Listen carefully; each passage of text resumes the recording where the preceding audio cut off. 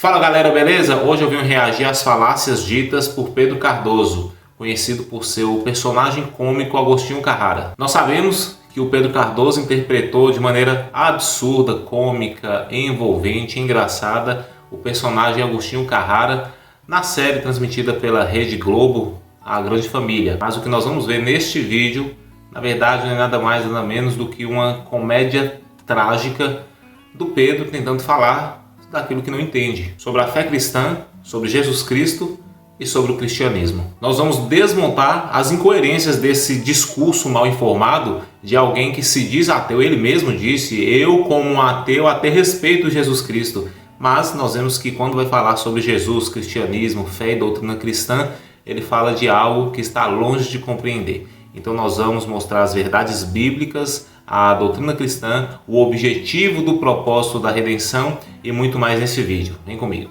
Eu pergunto aos religiosos cristãos em que a morte de Jesus salva a humanidade. E ninguém consegue me responder. O que salva a humanidade é a vida de Jesus, não a morte de Jesus. Aqui nós já encontramos um erro gravíssimo, porque ele diz que o que salva não é a morte de Jesus, mas sim a vida, sugerindo que Cristo deveria ser um exemplo de vida. Concordamos sim, Jesus foi o melhor exemplo de vida de uma pessoa que já pisou sobre essa terra, mas ele enfatiza e limita ao mesmo tempo a obra de Cristo somente em vida e não de sacrifício. Isso demonstra uma ignorância profunda da doutrina central do cristianismo. A Bíblia é claríssima ao dizer que a morte de Cristo é o ponto culminante da redenção da humanidade. Em Hebreus capítulo 9, versículo 22 diz: sem derramamento de sangue não há remissão de pecados. É a morte sacrificial de Cristo que remove a condenação dos pecados. Somente nesse início ele já negou uma obra importantíssima, enfatizada e enraizada na Bíblia Sagrada, que é a obra da redenção, o qual a chave hermenêutica da Bíblia, que é Cristo Jesus, veio cumprir. Ao afirmar que a morte de Cristo não é tão importante, ele nega de maneira gravíssima a obra da redenção. Se o Pedro, o Agostinho aí, eu vou falar Agostinho para não confundir com Pedro apóstolo, se o Agostinho ele quer fazer de Jesus somente um exemplo moral, ele demonstra mais ignorância ainda, porque ele mesmo deveria saber que Jesus Cristo veio ao mundo justamente para morrer. De fato, Jesus Cristo foi um excelente professor moral, mas foi muito mais do que isso. Ele foi o Cordeiro de Deus que tira o pecado do mundo, escrito lá em João capítulo 1, versículo 29. Calma que nós vamos chegar lá, viu, Agostinho? Porque você cita esse trecho lá na frente. Lembrando que a palavra tirar, aqui em João 29, vem do grego airon. Daqui a pouco a gente vai falar sobre isso. Jesus perdeu quando morreu, ele não ganhou. A humanidade perdeu. Bom, Agostinho diz que Jesus perdeu quando morreu, como se o projeto de Cristo, a obra de Deus, a vida de Cristo tivesse sido interrompida pela morte. Pensa numa coisa ridícula. É esse argumento. Ao falar isso, ele demonstra uma visão completamente deturpada e errada, equivocada do propósito de Cristo. Ele começou negando a obra da redenção. Agora demonstra não saber nada acerca do objetivo e do propósito da vida de Jesus Cristo. Comenta aí embaixo: Jesus Cristo não perdeu, ele venceu na cruz. A morte de Jesus é o triunfo sobre o pecado e sobre a morte. Colossenses 2, 14 e 15. Ele cancelou o escrito de dívida e o removeu pregando na cruz. Ele despojou os principados e potestades, publicamente os expôs ao desprezo, triunfando sobre eles na cruz. João 19:30, Jesus ele diz aquela icônica e maravilhosa frase tetelestai, está absolvido, está consumado, onde ele mostra que a cruz não foi uma derrota, foi a vitória final sobre o mal, mas infelizmente o Agostinho parece não compreender isso. E eu estou falando isso não é de maneira sarcástica não. Infelizmente, se Deus não abrir a mente dessas pessoas, eles jamais vão chegar ao conhecimento do que realmente é a fé cristã, é a doutrina cristã. Eu estou falando isso para você, você que acompanha o canal, você que é cristão, você que defende a fé cristã, você que acredita em Jesus Cristo. Mas se a gente pensar que é a morte de Jesus que salva a humanidade, nós vamos sempre eleger um pai como o pai foi para Jesus, um pai que vai nos pedir a nossa vida. Então é preciso ter uma nova compreensão do cristianismo para livrar o povo brasileiro desse masoquismo, que é um masoquismo de origem cristã muito profundo, mas de um cristianismo que eu reputo equivocado. Isso se chama analfabetismo teológico.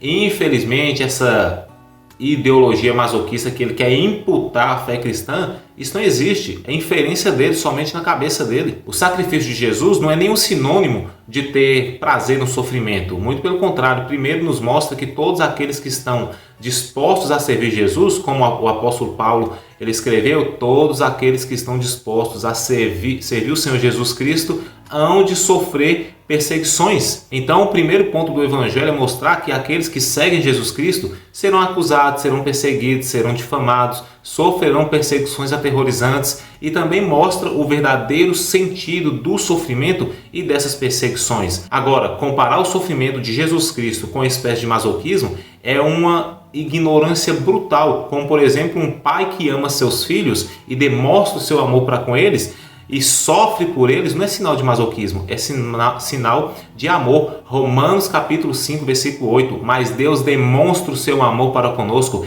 em que Cristo morreu por nós, sendo nós ainda pecadores. Isso não é masoquismo, é o amor que inclusive é demonstrado por muitos pais a seus filhos. Sabe qual a nova compreensão do Evangelho aí sugerida pelo Agostinho, ou pelo menos o que eu estou vendo aqui, é um desconhecimento radical do Evangelho. Se Jesus não tivesse sido assassinado pelos romanos e pela aristocracia religiosa judaica, a humanidade talvez conhecesse uma obra muito mais interessante de Jesus do que a que ficou. Entender a morte de Jesus como uma vitória faz com que o povo deseje permanentemente um carrasco, entendeu? E não um homem feliz. Agostinho, Jesus veio para morrer, moço. Ele não veio ser somente um exemplo moral, ou mais um professor, ou um pseudo-filósofo, não. Jesus não veio para escrever livros ou fundar escolas filosóficas, não. Ele veio para salvar. Marcos 10:45, palavras do próprio Senhor Jesus Cristo. Pois o próprio Filho do Homem não veio para ser servido, mas para servir e dar a sua vida por resgate de muitos. Tinha profecias do Antigo Testamento para ser cumprida, um sacrifício pascal precisava ser feito. Jesus não veio entreter ninguém ou fazer longos discursos filosóficos. De que maneira o holocausto de Jesus Cristo salva o pecado dos outros? Por que isso faz dele um cordeiro que livra o pecado de todo mundo? Não é verdade, continuou todo mundo pecando, não livrou o pecado de ninguém. Quanto mais ele tenta argumentar, mais ele afunda no desconhecimento. João 3,16, porque Deus amou o mundo de tal maneira que deu o seu Filho unigênito para que todo aquele que nele crê não pereça, mas tenha a vida eterna. Agostinho, você vai pesquisar aí o que é remissão individual. Porque o fato de eliminar o pecado do mundo não significa que tem que ser quando você acha que deve acontecer a remissão dos pecados. É um processo, existe uma disciplina bíblica que se chama revelação progressiva. Anota aí para você pesquisar também.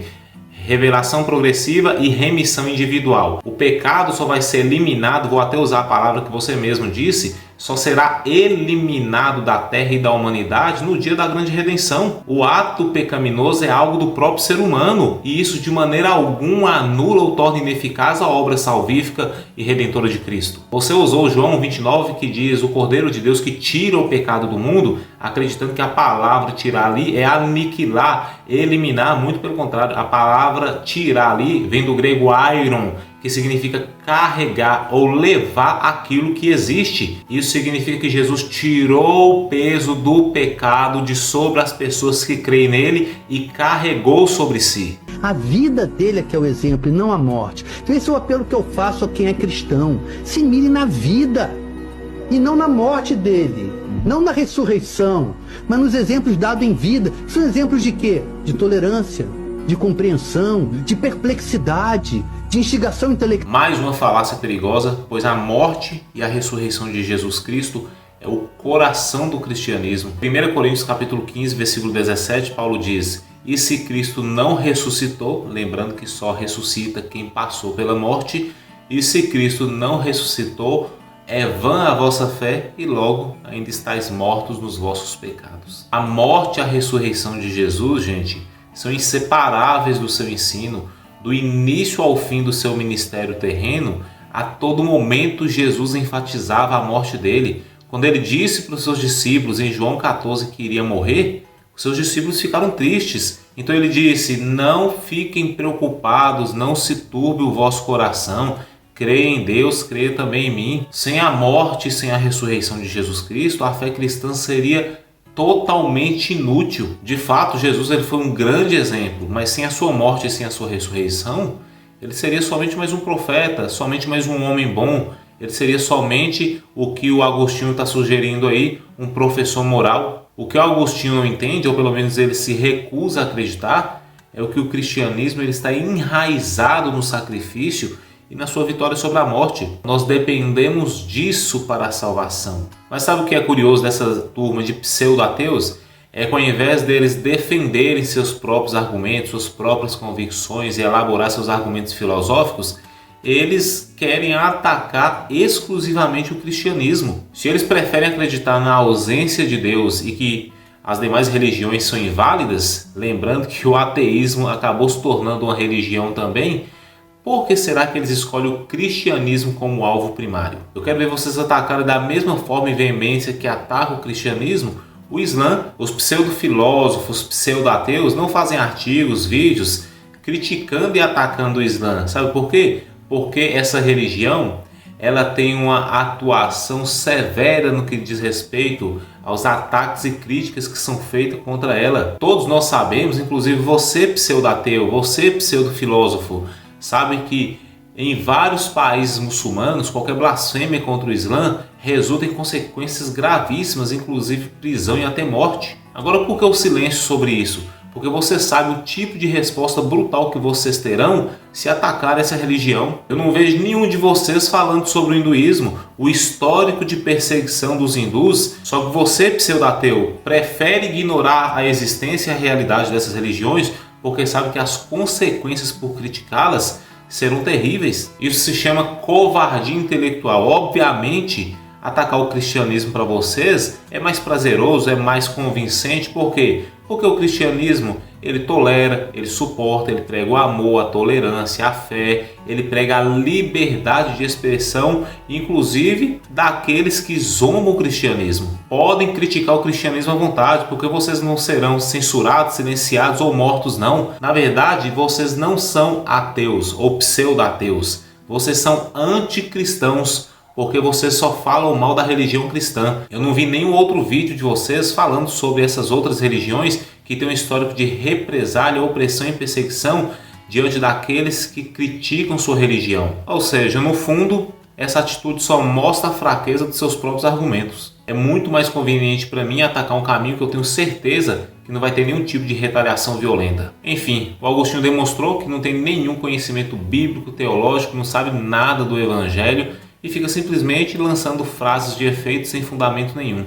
Ao tentar reinterpretar o cristianismo, ele não somente demonstrou sua completa ignorância, como também uma falta de respeito diante da fé de inúmeras pessoas que ele nem sequer se deu o trabalho de conhecer de verdade. Quer saber a verdade, Agostinho? Você tentou filosofar, tentou lacrar diante de um assunto espiritual, diante de um assunto sagrado, mas na verdade você nem sequer arranhou ou rabiscou a superfície da verdade. Seu comentário é especificamente irrelevante diante da grandiosidade do Evangelho, do cristianismo e do Senhor Jesus Cristo e da Bíblia Sagrada. Que o Agostinho, e quem mais quiser entenda isso, Jesus Cristo não foi derrotado, ele venceu e qualquer tentativa de reduzir o seu sacrifício é pura ignorância. Ficamos por aqui, valeu!